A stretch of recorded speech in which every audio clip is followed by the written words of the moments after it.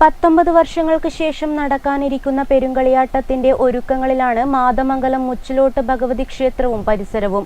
കന്നിക്കലവറയുടെയും ഭക്ഷണപന്തലിന്റെയുമെല്ലാം പ്രവൃത്തികൾ ഊർജിതമായി പുരോഗമിക്കുകയാണ്.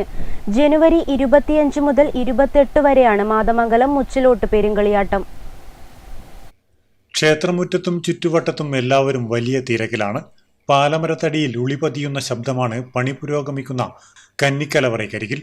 സൂര്യപ്രകാശം പൊട്ടുവെളിച്ചമായി പോലും അകത്ത് കയറാത്ത കന്നിക്കലവറയൊരുക്കുന്നത് മെടഞ്ഞ ഓലയും പാലയുടെ തടിയും കൊണ്ടാണ്.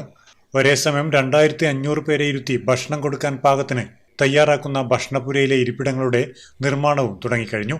19 വർഷങ്ങൾക്ക് ശേഷമാണ് മാതമംഗലം മുച്ചിലോട്ട് പെരുങ്കളിയാട്ടം നടക്കുന്നത്.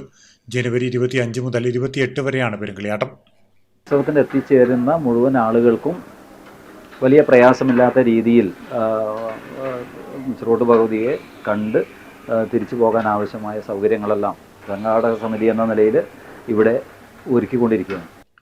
27 സബ് കമ്മിറ്റികളുടെ നേതൃത്വത്തിലാണ് പെരുങ്കളിയാട്ടത്തിനുള്ള ഒരുക്കങ്ങൾ പുരോഗമിക്കുന്നത്. ജനുവരി 17 നടക്കാനിരിക്കുന്ന വരച്ചുവെക്കൽ ചടങ്ങിന് മുൻപ് തന്നെ ഭൗതിക സൗകര്യങ്ങളെല്ലാം ഒരുക്കാനാണ് സംഘാടകരുടെ തീരുമാനം.